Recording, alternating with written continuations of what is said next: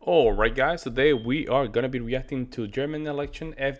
AfD candidate Alice Weidel on election, EU, Trump, and energy. Let's jump in. Germany, what would the world expect from a Chancellor Weidel? What would be your top priorities? Well, actually, I would like to correct something. I don't want to be impolite, but you just labeled our party as right-wing, which is not correct in my perspective. We are a libertarian conservative party in Germany.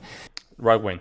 So we perceive ourselves standing in the middle and actually wanting to introduce sane and serious policies, because we see that this country is in need of real reforms. Let's have a look at Germany right now, where it stands. After 20 years, after 16 years of Angela Merkel, and after 3 years of the traffic light coalition, actually funny name, right, isn't it? Germany is not in a very good state. We have the highest energy prices worldwide. We are in the middle of a migration crisis. We got a million influx of immigrants, illegals, we don't know. Germany actually literally has no borders, no border control, nothing. So we have criminal rates skyrocketing. And taxes are too high, so a middle-class taxpayers earning, let's say, 50,000 euros a year has to pay over half. So I think there's a lot of room of real policy making, lowering taxes, and then having also a serious energy policy. Germany is the only country having switched off nuclear power plants. So this country government has imposed a obnoxious policy making, having an industrial country like Germany just being supported. Sorry, it's very important to have a status quo here. To have an industrial country like Germany, just like being dependent on solar and wind power. And this is not serious, right? So translate that into me for sort of top 3 policy initiatives that you would put in if you were Chancellor of Germany. Border control, lowering taxes, and switching on the nuclear power plants. Lowering taxes, that means if she's gonna lower taxes, I mean, I don't know how the Germans are gonna receive that, right? The lowering taxes, I mean, that certain things are gonna be cut out, guys. I mean, I do believe in lowering taxes, but based on how I see Germany works, you guys get some features like the free healthcare, right? And that's actually part of your tax system, because they extract a lot of taxes from you guys to just get that system. But I don't know how she's going to cut taxes. One of the other sort of things that I think sort of concerns many people within our audience, particularly the investor, business, and economist community, is this idea of withdrawing from the euro, of withdrawing from the EU, which would be seen by many in the mainstream, yes, as economically catastrophic for Germany. Many of the right-wing parties that have been successful in Germany have abandoned this initiative. You have not. Why? We don't see that the European Union in its current state is an institution that is working well, right? So what we need to have is free trade among the European countries, but we don't need all the bureaucracy. So example, the European Commission, which is actually not voted, right? So you have a executive power like the Commission, with also legislative power. That is not elected. So this is a huge democratic deficit. So this commission decided just to forbid diesel and benzene, like all the traditional fossil motor, right? So what happens is that they actually ripped off the German automotive sector. And this is also, in my perspective, something. It's something like a socialist policymaking, that you destroy the market mechanism within Europe. And that's the reason why we say, look, we don't need a commission that is actually destroying the foundation of our continent. What we need is free trade among the European countries. Many people are critical of the EU on many of the points that you make. So let me ask you guys. So you guys don't have free trade? That's what she's saying, or there's too much bureaucracy during those trades? Right? Is there a lot of bureaucracy between the trades, or there's no trade? I'm guessing there's trade, but see, like there's too much bureaucracy. Let me know in the comment section below. Here, but very few are making the case for withdrawal from the EU, and specifically on the euro. How do you envision that happening? Was it a return in Germany to the Deutschmark? Is it then? Explain to us the mechanics of how you imagine that working if you had your way. Well, this is the entire discussion around the Brexit, right? Yeah. So we think that the European treaties need to be reformed, so that every country within the European Union has a right, first of all, to have a veto against the Commission. For instance, that the German government could say, okay, we don't agree, we say no. So the veto power in the European treaties. And if a country wants to leave the European Union, why not falling automatically into a free trade zone? I highly recommend just a free trade zone, because all the bureaucrats, thousands of them, like eating up taxpayers' money, they just disturb real competition among the European countries. We don't need all of these bureaucrats that have actually who have no clue what they're doing, and destroying our foundation in the European Union. Look at the German car market, for instance. But of course, this was also the Brexit dream, and that is a dream that I think by most accounts has not really materialized for the United Kingdom, and in fact now trying to restrike trade deals with Europe. Oh, do you know the reasons for that? The reason is very simple. Actually, they used the Brexit, the European Union used the Brexit to actually exclude Great Britain from the European market. That was actually almost the arrangement. No, but you cannot do that. You cannot do that. This is not competition. This is no market competition. What we need to have is a free zone. And yeah, but the thing is that's the thing. If you cannot, I understand the sentiment of Brexit, but at the same time, I understand the European Union, his position. Basically, if you wanna trade with France, you have to go to the European Union. That's what she's saying, right? He's saying, I'm sorry. And you say, no, you cannot do that. I have to be a free zone. I understand what she's saying, but at the same time, you cannot do a free zone if you have to deal with any members of the European Union. You see what I'm saying? I might be a little. Am I right here, guys? Let me know.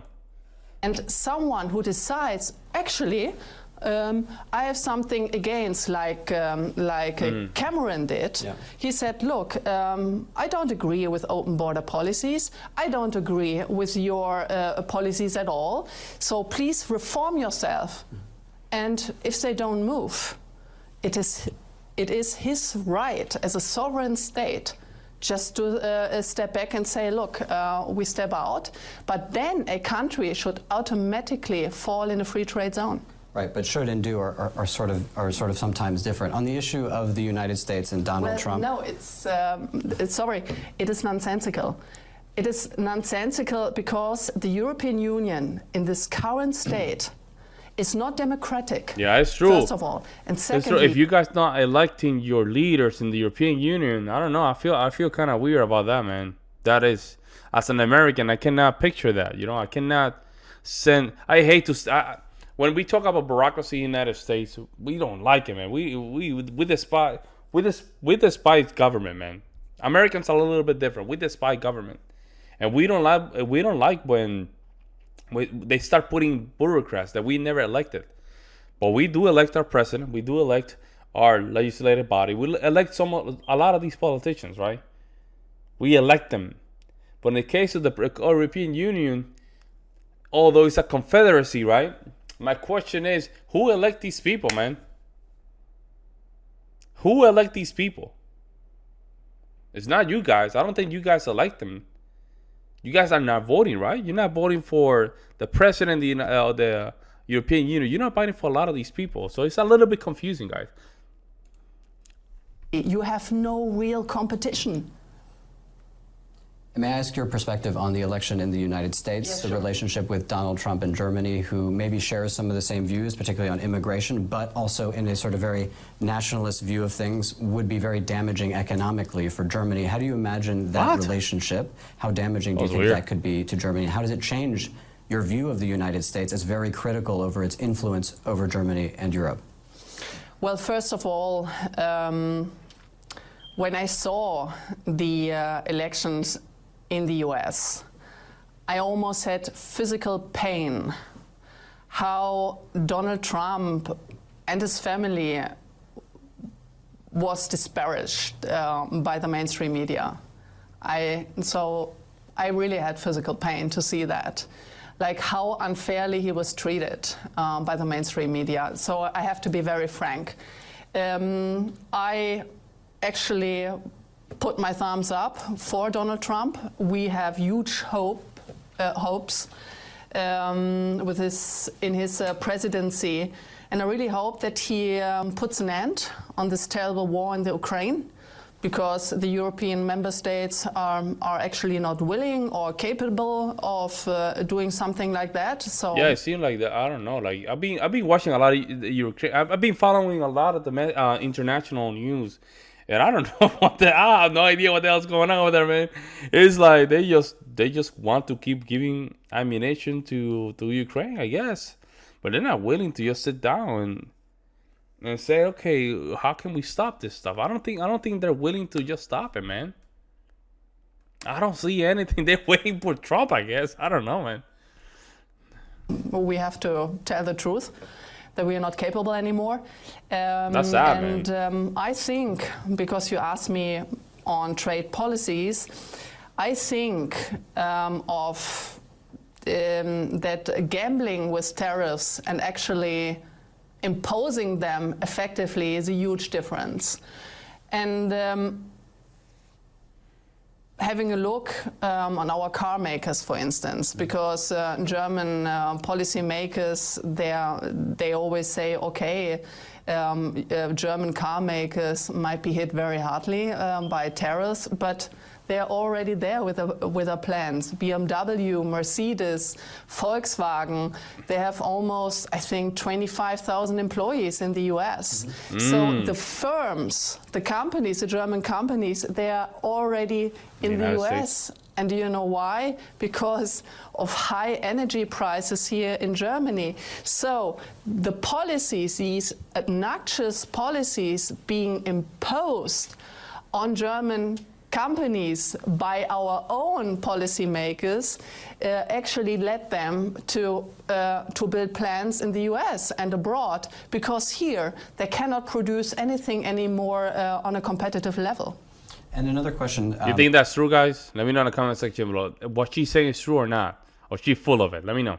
That you had your co-chair out this weekend talking about NATO and the relationship of Germany to NATO, saying that basically Germany should consider leaving NATO in its current arrangement. Is that a position that you agree with, and on what basis? Well, this is not exactly what he said. He said that we need to strengthen the European pillar within NATO. And what does it mean? Well, our security interests are pretty much different from the US within the NATO. And I think, in my opinion, that the Europeans should put their act together, doing more within the NATO. Germany, for instance, never have been paying 2% of GDP at all. So therefore, Donald Trump is perfectly right. So we need to contribute to NATO. But it's also in our responsibility to formulate our national interests, because our national interest is quite different from the US. And it's very simple why. The US is very far away, and here in Europe we have this war in front of our doors. So our security interest is completely different. Do you see Germany's interests as more aligned with Russia's interests than with the interess of the United States? Well, that's a good question. Absolutely not. He threw a curveball there, man. Wow. He threw a curveball. I think that was more like a changeup. Wow, that's a good question. Absolutely not. I think Germany should have taken a more diplomatic part, but Germany failed in doing so. And I think that Donald Trump is really capable to sit together with Russian diplomats, with Putin, to formulate a freedom treaty, because what we need is freedom, because otherwise I'm in fear, to be honest, that this conflict, this terrible war, may escalate. Not only that, and Biden escalated this war, even weeks after the election, man. He starts sending missiles. He agreed. He gave green light to the Ukraine to start sending some of these missiles. I forgot the name of it. So he's already escalated the war. Like this. First, it was an easier move for Trump to just call Putin and Zelensky and sit down and let's just finish this, right? However, right now I don't see it happening. Because right now we escalated the war. And I wouldn't be surprised if Biden, before he goes, he said, like, you know what, you see all these places here, Ukraine, you see a lot of these places over here in Russia, just bombard them or something like that. I wouldn't be surprised if he pulls something like this and just unstable the situation, or destabilize the situation. And on the question also of Ukraine, you've also talked about sort of reconnecting with Russia, reconnecting Russian gas, basically going back to the old German model of lower cheap Russian gas coming in to support industry. Why are you so confident in being so dependent on Vladimir Putin, particularly in light of what we saw over the last years? Why are you so confident to hand that dependency to Russia, rather than with people that you have potentially a longer track record with of a cooperative relationship and a more diversified source of energy? Well, being dependent on Russian gas, you should really ask this question Angela Merkel, because it's a policy you're advocating as well. No. Wait. We want to have cheap energy and secure energy in Germany. This is what I stand for, and this is my humble opinion. This would be the right policy. And the energy market is highly disturbed in Germany. We are the only industrial country having switched off nuclear power plants. You have to imagine this, right? So what we need to do is going back to cheap and secure energy support. Otherwise, our entire companies get bankrupt or they go abroad. Like thousands of people sit on the streets because the German companies actually go abroad. They go to the US, they go to China, they go to the neighboring countries, because we cannot guarantee energy support anymore. So we need nuclear, we need gas, and we also need coal. All of this, like the solar and wind power plants, you cannot do this in Germany. It's not possible. Really, man? That's crazy, bro. I remember 2012, 2015, Germany was the example to follow regarding renewable energy. I remember this, man. Europe was ahead and stuff like that. It happens to be. It's not as simple, right? Why relying on Russia?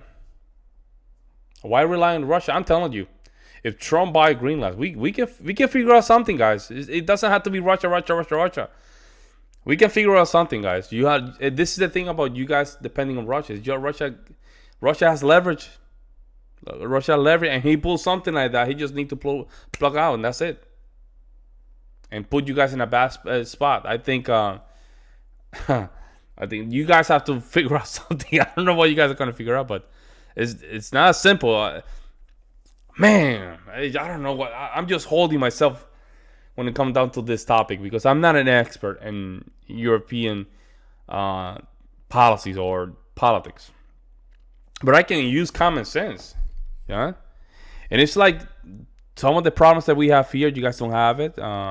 But some of the problems you guys have over there, we don't have it. So you see, there's a way to see some of these stuff.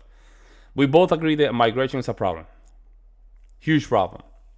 However, energy is a big problem as well. Energy is a big problem. In Europe, as a country, needs energy. We